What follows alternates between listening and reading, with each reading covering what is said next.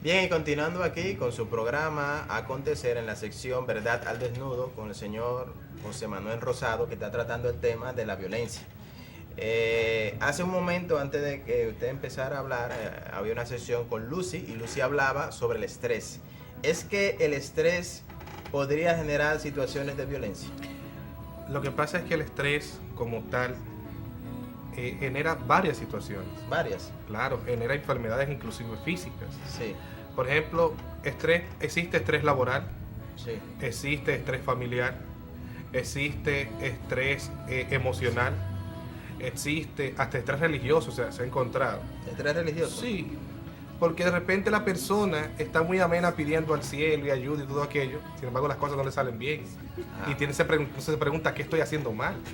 El estrés laboral es como usted decía, que escuchaba fuera del aire, la persona, el cambio de mando en una compañía, por ejemplo, personas que trabajan bajo estrés.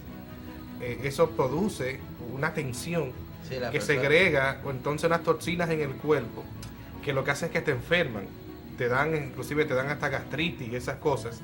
¿Por qué? Porque la persona entra en una ansiedad y todo eso va a afectar también la parte psicológica. O sea, viene lo que es un descontrol emocional. Hay un punto que se dijo así someramente para combatir el estrés, que es muy importante, y es aprender a meditar. En la fundación que nosotros pertenecemos, Fundación Cultural Gnóstica, se dan cursos de meditación, cursos gratuitos inclusive. Aquí en el país hay muchos lugares donde se paga por esto. Sin embargo, los cursos de meditación son gratuitos y la meditación, inclusive en las grandes empresas, se está utilizando, claro, en otros países, como método para combatir el estrés, ya que, por ejemplo, hay empresas que son 8 horas laborables, pero dentro de las 8 horas, para los empleados hay una hora de meditación al día. Vaya. Sí, es que Tienen que avisarme cuál empresa es. salas de meditación. ¿Por qué? Porque se ha comprobado que un empleado que está relajado, que no está tenso, que se siente en un ambiente agradable, genera mejores resultados en el asunto de la productividad. Y por eso se está aplicando eso. La meditación es una ciencia antigua que tiene más de 8000 años de antigüedad, que nace justamente en la India, considerada por muchos como la cuna espiritual de la humanidad. Ya hablando entonces del tema que nos atañe el día de hoy, que es la violencia, el origen de la violencia está en la mentalidad y en la psiquis de la persona. Eso tiene que ver con los valores, con la educación, con lo que esa persona cuando estuvo en su niñez recibió de los padres, de la escuela. Claro, recuerda por ejemplo que durante los primeros 7 años que el niño se va desarrollando, se va formando lo que se llama la personalidad de 0 a 7 años. Y todo lo que él ve en el escenario, en el medio ambiente en el que él se está desarrollando, todo lo que él ve, él tiende a hacerlo como natural, él tiende a hacerlo como... porque él no sabe diferenciar, no sabe discernir entre lo que está bien y lo que está mal. Si él escucha palabras descompuestas, cuando sea adulto va a decir palabras descompuestas. Si él ve maltrato, cuando sea adulto va a ejercer el maltrato. Si él, por ejemplo, ve cosas inadecuadas para un niño, cuando sea adulto lamentablemente va a crecer con una formación inadecuada. Que entiende que es normal. Que él entiende que es normal porque en esas edades él no puede discernir. Pero ¿qué sucede? Las cosas que se aprenden en ese lapso de tiempo nos marcan para toda la vida. Y lamentablemente, aunque luego él sepa que está bien o que está mal, como las aprendió muy temprano, eso va a pasar a formar parte de su personalidad y así se va a comportar. Muy bien, muy bien. ¿Hay algún elemento importante en la formación de los jóvenes, la juventud, verdad? Y ahora está muy de moda en la televisión que se enseñan estrategias, qué sé yo, cómo actúan los narcotraficantes. Bueno, una película, una novela, pues muestra cómo lo hacen ellos. Y además de que muestre cómo lo hacen, pues también otros que no saben aprenden. Entonces, los medios de comunicación, la película, la novela, la radio, pueden influir en la formación de esa personalidad de la persona. Claro que sí. Por ejemplo, hay elementos que influyen directamente en la formación de la personalidad.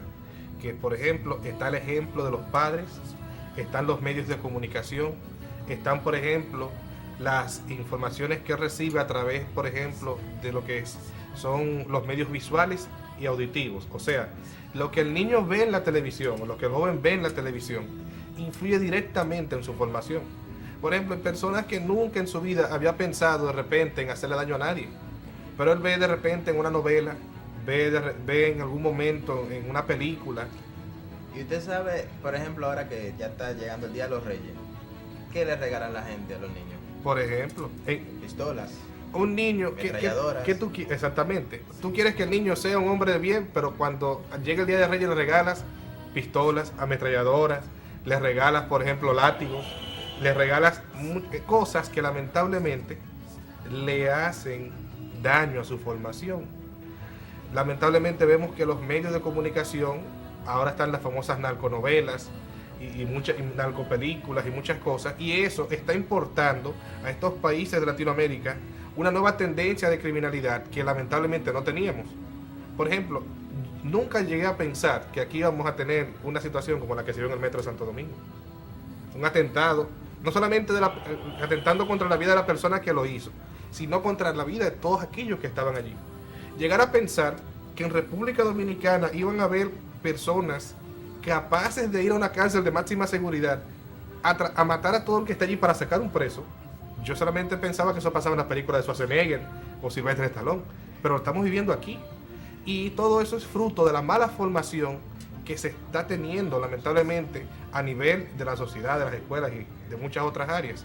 Hay que prestar atención a la formación de nuestros jóvenes. Entonces, pero existe entonces una alternativa que le permita, por ejemplo, a los padres para con sus hijos tengan una buena formación, no hereden esas violencias, pero también a las personas ya que quisiera aprender. Porque, por ejemplo, hay personas que son conscientes de que son muy iracundos. Hay personas que son conscientes de que se enojan fácilmente. Yo me irrito fácilmente, soy muy perfeccionista, no soy muy tolerante. Entonces, ¿existe alguna alternativa para yo trabajar esas situaciones psicológicas, esas condiciones que yo tengo? Claro, lo primero es buscar ayuda.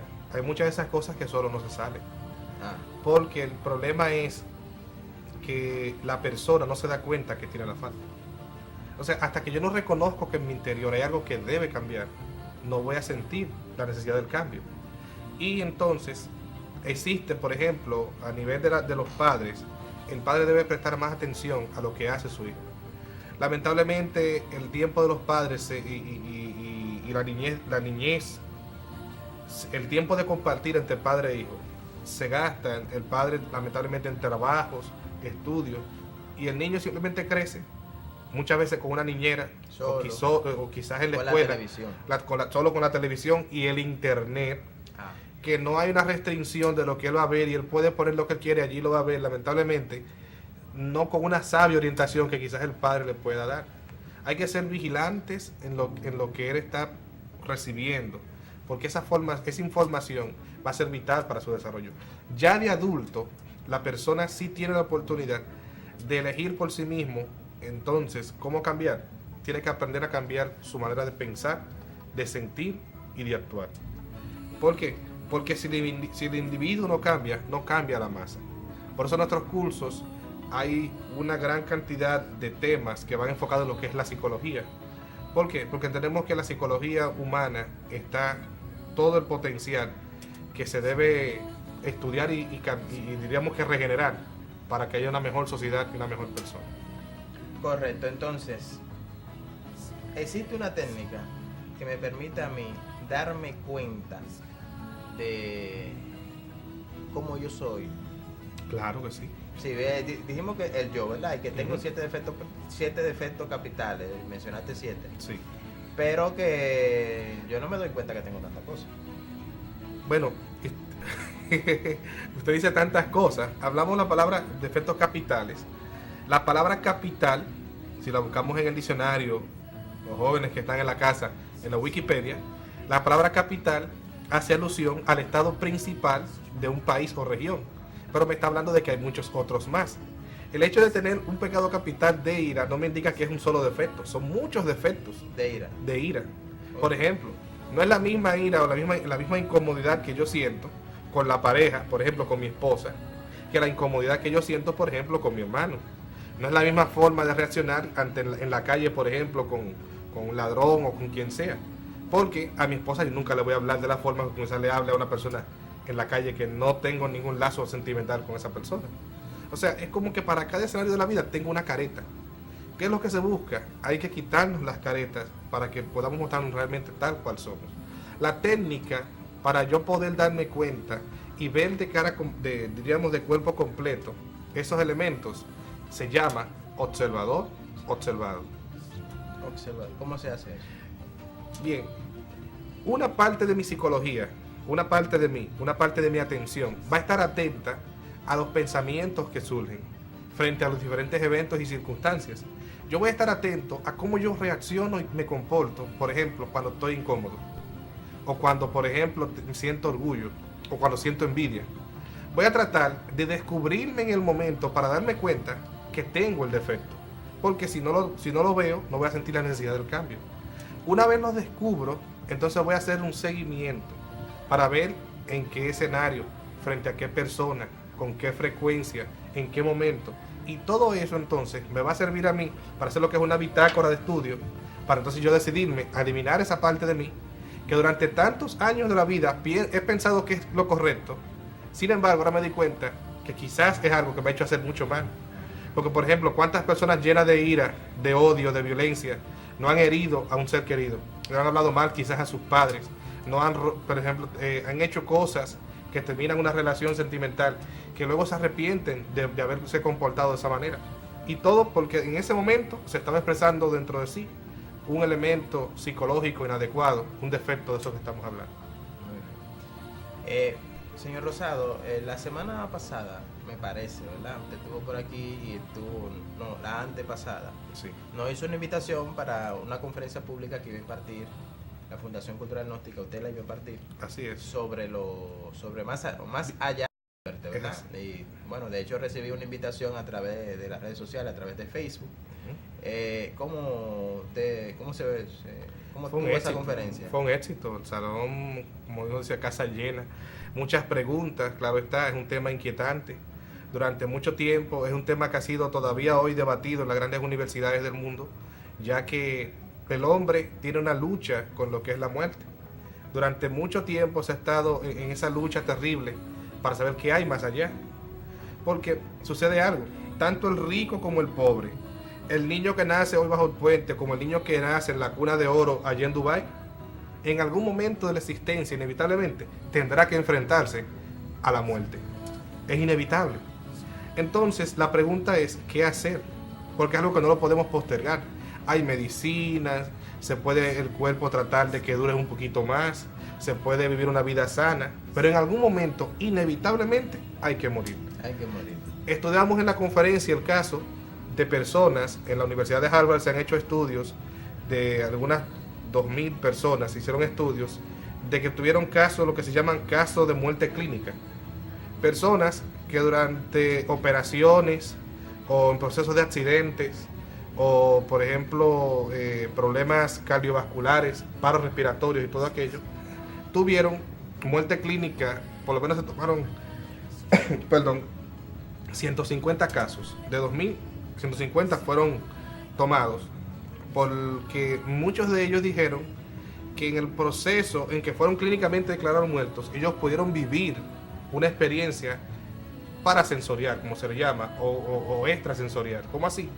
Mientras ellos estaban muertos clínicamente, dijeron, muchos de ellos coincidieron en ver la famosa luz al final del túnel, en que cruzaron un río o un lago, en que vieron seres queridos que hace mucho tiempo ya habían muerto, y todo eso está siendo recopilado para continuar con investigaciones. De hecho, hay un caso, pueden buscar los amigos que nos ven a través de su televisor, el caso del expresidente colombiano Ernesto Samper Pizano. Fue presidente de Colombia en el mandato de 1994 al año 1998. Él fue, lamentablemente, en esa época de Colombia, una época difícil, todos recordarán la época de los carteles de Pablo Escobar y todo aquello. Él fue víctima de un atentado y le dieron 11 balazos. Esos 11 disparos, él fue llevado inmediatamente a una clínica de allá de Colombia, pero fue declarado clínicamente muerto durante 4 minutos 30 segundos. Es interesante porque es una persona del medio político y reconocido a nivel mundial, porque él fue declarado clínicamente muerto. Sin embargo, lo interesante es lo que él dice que vivió mientras estaba clínicamente muerto. Él dice que vio a su padre, vio a su abuelo, y bueno, continuamos con el relato ahora después de los comerciales. No, bueno, ya realmente se nos ha agotado el tiempo. Lo invitaríamos luego para otra participación para hablar sobre el tema. Pero uniendo ya en broche de oro, podemos decir, como decía Lucy, que hablaba del estrés, y usted que hablaba de la violencia, me trae a la memoria de que, por ejemplo, en las sociedades orientales se enseña mucho la meditación. Y la persona que medita, que hace prácticas de relajación en las noches antes de acostarse o al levantarse por la mañana, es una persona con una mente serena, que tiene menos estrés y que no es violenta, ¿verdad? Entonces es importante que todos nosotros, pues los que nos escuchan, nos ven en la televisión, pues tengan su participación, que puedan hacerlo, puedan vivir por sí mismos, hacer una práctica de relajación que le permita desahogar el estrés. Y con ese estrés, entonces, los niveles de violencia en su vida también se irán. Bueno, señor José Manuel Rosado, le damos las gracias por su participación. Gracias a ustedes por la invitación. Gracias a Lucy, que estuvo por aquí, nos dio un excelente tema. Las personas que quieran seguir y que quisieran inclusive que se trate algún tema en particular, pueden seguirnos en las redes sociales, en Acontecer TV, buscan en Facebook Acontecer TV, y ahí pueden solicitar algún tema o hacer comentarios a estos videos que también se suben. Y para la sección Verdad al Desnudo, pueden buscar también en Facebook Verdad Desnudo, todo unido, todo pegado, y van a encontrar estos videos y algunos temas interesantes. Ha sido un placer participar y compartir con ustedes. Hasta el próximo viernes.